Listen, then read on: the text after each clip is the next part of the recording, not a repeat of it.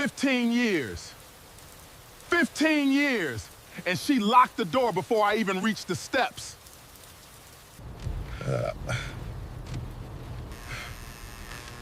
I almost threw this out this morning. I almost didn't even buy it. 1, 2, no.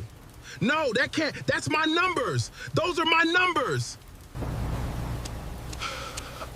They threw me out tonight thinking I had nothing left to lose. God, they have no idea. Tonight they close one door on me. Tomorrow, I open every single one of mine. If you've ever given everything you had to people who still made you feel like it wasn't enough, this story is for you. Stay until the end. Because what happens to Daniel Reeves will make you believe in karma again. And hey, if stories like this hit home, hit that like button and subscribe. Because we've got so many more coming. Daniel Reeves was the kind of man neighbors waved at, but never really noticed. 44 years old, a warehouse shift supervisor at a regional shipping depot outside Dayton, Ohio. Daniel had spent 15 years married to Karen. And every one of those years he had shown up. For her mother Diane, for her younger brother Todd. For a family that had never quite decided he belonged in it. It hadn't always felt that way. When Daniel and Karen married, Diane had hugged him at the reception and said, "Take care of my girl, and we'll take care of you." For a while, that had been true. But over the years, as Todd's landscaping business struggled through one bad season after another, and as Diane's health bills piled up, the Reeves household quietly became the family's financial safety net, and Daniel became, in Diane's words, the man who's supposed to be looking after all of us. He worked double shifts. He skipped vacations. He drove a truck with 190,000 miles on it, so Todd could lease a newer one for the business. And slowly, without him fully realizing it, respect curdled into expectation, and expectation curdled into contempt. The night everything changed started like any other Tuesday. Daniel clocked out at 9 p.m. after a double shift, exhausted, his back aching from 12 hours on his feet.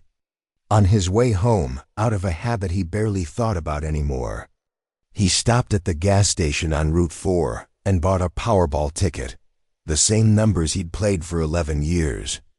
Ever since his father passed, his dad's birthday, his mother's, and the date he and Karen got married. He tucked the ticket into his wallet without a second thought and drove home through a gathering rainstorm. When he walked through the front door, soaked from the short dash from the driveway, he found Karen, Diane, and Todd already sitting in the living room, papers spread across the coffee table. Karen didn't even look up. "We need to talk," she said, in the flat, rehearsed tone Daniel had learned to dread. What followed took less than 10 minutes to say, and would take Daniel the rest of his life to fully process. Todd's business was on the verge of collapse, and Diane had convinced Karen that the only way to save it, and to finally get some breathing room as a family, was to sell the house. The house that had technically always been in Karen's name, inherited from her grandmother before they married. They'd already spoken to a realtor. They'd already found Karen and Diane a rental closer to Todd and Daniel. "You'll land on your feet," Diane said, not unkindly, as if she were discussing a piece of furniture that no longer fit the new decor. "You always do." Daniel tried to argue, tried to remind them of the years he'd worked to keep this family afloat, the vacations he'd skipped, the truck he still drove. Karen's response was the one that would echo in his ears for weeks afterward. "You've never been the kind of man this family needed, Daniel. You've just been useful." Todd wouldn't meet his eyes. Diane simply nodded along. Within the hour, his bag was packed for him, by Karen, not by him, and set outside the front door. He wasn't given the chance to argue further. The deadbolt clicked shut while he was still standing on the porch in the pouring rain, stunned. Holding a duffel bag with 2 days' worth of clothes and whatever toiletries Karen had decided he needed, he sat in his car in the driveway for a long time before he could bring himself to drive. Eventually, he pulled into the parking lot of the same gas station he'd stopped at hours earlier. Too raw to go anywhere else. Too proud to call anyone and admit what had just happened. It was there, digging through his wallet for a 20 to buy a coffee he didn't even want, that his fingers found the folded lottery ticket. He almost tossed it. Then, glancing up, he caught the tail end of a news graphic on the muted television behind the counter. Winning. Powerball numbers scrolling across the bottom of the screen. On a whim, the kind of small, meaningless whim that changes a life, he pulled up the numbers on his phone and held the ticket beside it. His father's birthday. His mother's birthday. His wedding date. Every single number matched. Daniel sat frozen for nearly a full minute, certain he'd misread something. He checked again. And again. The numbers didn't change. Somewhere in the newsfeed, a headline confirmed it. A single winning ticket sold in Ohio. Jackpot value of $900 million. That he didn't scream. He didn't call anyone. He simply sat there in the dim glow of his phone screen, rain still tapping the windshield, and let out a laugh that came out sounding closer to a sob. The family that had just told him he was nothing more than useful had thrown him out on the very same night he'd become one of the wealthiest men in the country. And none of them had any idea. Over the following days, Daniel moved with a clarity he hadn't felt in years. He didn't tell Karen. He didn't tell Diane or Todd. Instead, he found a lottery attorney 2 counties over, someone with no connection to his old life, and quietly began the process of claiming his winnings through a trust, keeping his name out of the initial reporting where the state allowed it. He rented a small furnished apartment under the trust's name, bought himself a decent suit for the first time in a decade, and sat across from financial advisors who spoke to him not as Karen's husband or Todd's brother-in-law, but as Daniel Reeves, a man whose decisions, finally, were entirely his own. It didn't stay quiet forever.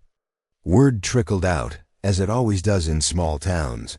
A courthouse clerk who recognized his name on a filing, a cousin who worked at the bank the trust used. Within 3 weeks, Karen showed up at his new apartment, mascara smudged, voice shaking with an apology that sounded suspiciously well-rehearsed. Diane called twice a day. Todd sent a long text about starting fresh as a family that mentioned, almost in passing, how much the business could really use a fair, no-strings investment. Daniel listened to all of it. And then, calmly, he told them the truth. The papers for the divorce were already filed. The house, which Karen had so eagerly agreed to sell, was ironically hers to keep. He wanted nothing from the life that had discarded him so easily, and he wanted them to have nothing from the life he was building next. He wasn't cruel about it. He didn't gloat, didn't rub the number in their faces, didn't even raise his voice. He simply finally said no, a word this family had never once heard from him in 15 years. What Daniel did with the winnings said more about him than any confrontation could have. He quietly paid off the mortgage of the elderly woman 2 doors down from his old house, the one who used to bring him coffee on trash collection mornings, when no one else in the neighborhood gave him a second glance. He funded scholarships at the community college where he'd once dropped out to help pay Diane's medical bills. He bought back and gutted the old warehouse where he'd worked double shifts for over a decade, turning it into a logistics training center that hired locally and paid a living wage. He didn't do it for headlines. He did it because, for the first time in his adult life, his choices were entirely his own, and he chose, again and again, to be the kind of man his family had never once believed he could become. A year later, Daniel stood at the ribbon cutting of that training center in a suit that fit him properly, surrounded by people who had chosen to know him rather than simply use him. Somewhere across town, Karen was still renting the small apartment near Todd's failing business. Daniel felt no satisfaction in that. He simply felt, for the first time in longer than he could remember, free. If there's one thing this story proves, It's that the people who make you feel small rarely see what's coming, and the truest measure of your worth was never in their hands to begin with. If Daniel's story moved you, don't forget to like, subscribe, and share it with someone who needs the reminder that their value was never up for someone else's vote.